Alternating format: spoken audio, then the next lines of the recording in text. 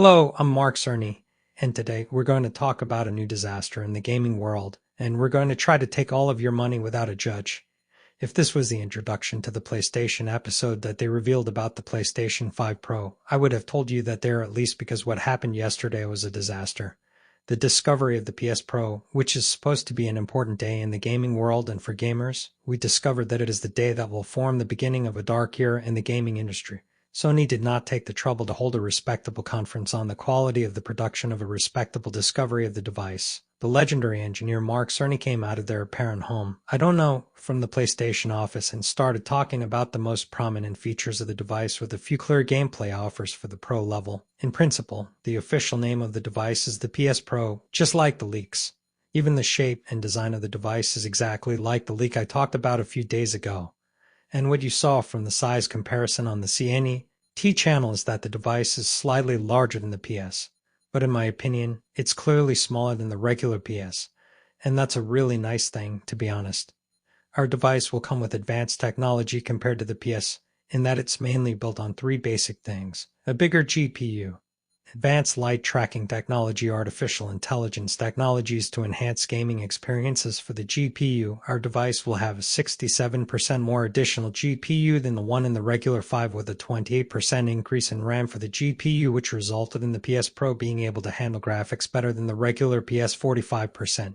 As for the advanced radiation tracking technique, in short, it will be twice as good as usual, with the introduction of a completely new AI technique called PSSR. We talked about it before. It's a technology that improves the visual quality of games by using AI, and we're talking about improving the quality. The PS Pro is entirely based on the idea that we're going to provide strong graphics without sacrificing the frames. So the device, in some of the selected games, will provide something called Pro Mode. It's a mode similar to the graphics or performance modes you choose. Did you see when the Fidelity mode gives you 30 frames but with powerful graphics, and the performance mode gives you 60 frames but with weaker graphics? Yes, the Pro mode will give you both with the best quality. It will give you 60 smooth frames. At the same time, it will give you powerful graphics without losing anything. Yes, this is the legendary technology from Sony and those who are selling their new device. Yes, this is the legendary technology from Sony and those who are selling their new device. And he told you that when it's released, there will be 50 games that support Pro mode. Can you imagine? 50 games only. Dude, if we're at the beginning of the generation, I'll tell you, shame on your blood. So don't you think you're in the middle of the generation, and you brought me a device that is fully based on this idea. And in the end, 50 games at all, only, and most of them are Sony games anyway.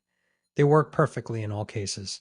I'm so confused, but there's a feature in the PS Pro that I saw on their official website, and I'm surprised that they didn't mention it in the video or even in the exclusive impressions about CNET, which is a feature called Game Boost. It supports more than 8 500 PS and PS games that automatically improve the games. It uses AI that looks like the FPS boost that Xbox previously offered, and they didn't take long to stop it.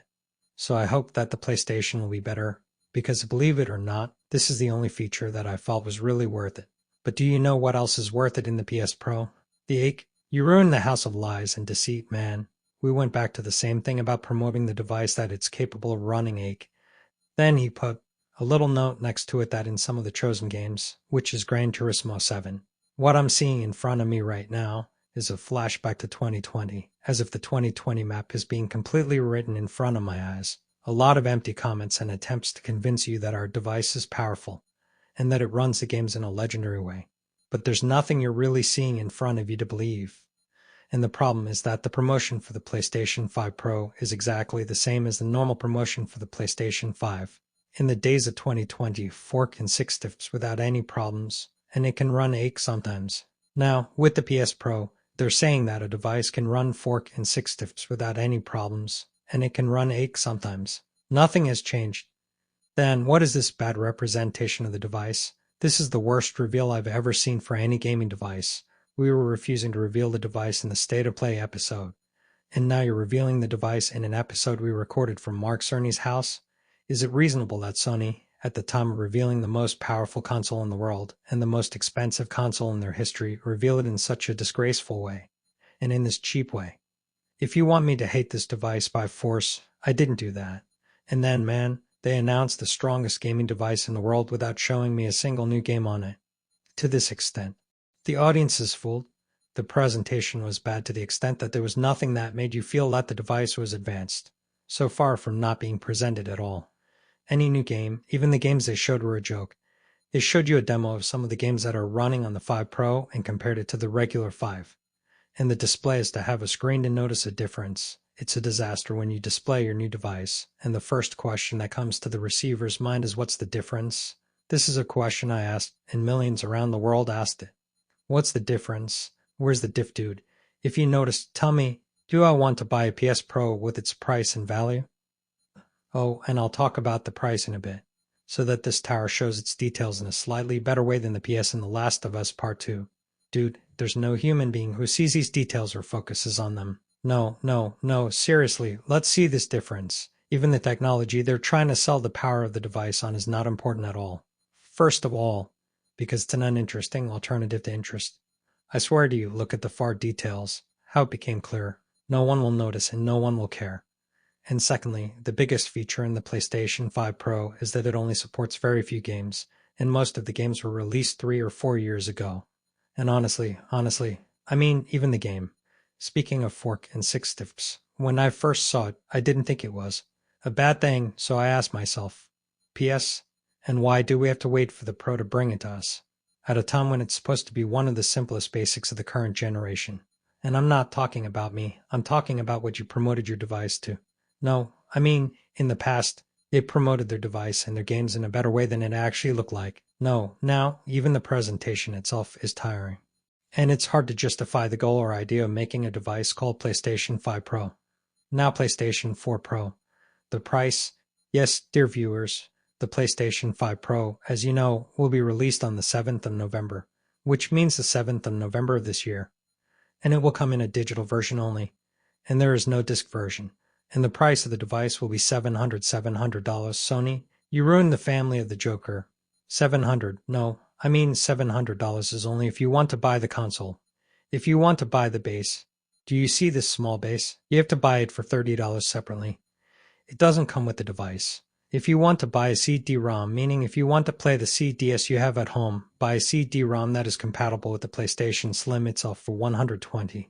If you want a controller, no, thank God, the device will come with a controller. Phew, you're on our side. Sony, you're on our side from above. In other words, you need $850 to buy a device. Previously, I only needed $500 to buy it. Guys, some of you may not have noticed the size of the disaster here, so allow me an additional minute to explain the subject to you. The PlayStation 5 digital version was released in 2020, in the face of the economic crisis and the technical crisis, and all the crises in the world were present in 2020. And yet, it was sold for $400. Now, the PlayStation 5 Pro, the digital one, came out after the economic situation improved and after the device itself was very successful and achieved huge profits for Sony. And yet, the device is being sold at almost double the price. Maybe it doesn't make much difference to you and you say, no, I'm not going to buy the Pro anyway. But bro, think about the future and the new generation of the PlayStation 6. If this joke succeeded with them, then get ready to buy the PlayStation 6 for $10 and buy the disc on your own, and the base on your own, and the controller on your own. And believe me, you might even have to buy the HDMI cable on your own. And if until now, after all this talk, you still haven't realized, I felt that it was a disaster, so this is a disaster in itself. The problem is that this overpriced price is being announced in the worst episode and the worst broadcast Sony has made recently, an episode of the pinnacle delivery, and it's as if they're doing it without any respect for their audience. And then 9 minutes, the discovery of the strongest gaming device in the world. In 9 minutes, you oppressor? Okay, give me a long demo. Make me feel like your device is awake. But the download speed was longer than the broadcast itself. But what? You see, our device is TWAP. Do you know where to put the TWAP? Your device is one of the biggest advantages that you can buy any SSD that is compatible and cheap, and you can install it on the device, and that's it. So why are you using TWAP when it's so big? I mean, even your TWAP doesn't have the crunch. Believe me. On the contrary, it will make you deserve more, and it will show how much you're fooling me. It's weird how, after all this story, and after all these rumors, and after all these leaks, and after all these things, it does. We got the device that, thank God, will finally run some games. Only certain games, in 4 consecutive. Honestly, you've exhausted yourselves, guys. It's been a while since I've seen a Sony video with this much dislikes. This shows you the obvious annoyance from the audience, and the first one being Sony's. Don't come to me and say, if you don't like it, don't buy it. No, no, no, no, never. It's this mentality that will make the company fall for us. As long as there are people defending it in this blind way. And excuse me, if you're also thinking this way, then you're very wrong. The point isn't if you like it, buy it, or if you don't like it, don't buy it. The point is a principle that we shouldn't allow Sony to take advantage of its strong position right now and weaken the competition on the other side so they can have fun and have fun and have fun. PlayStation 5 Pro.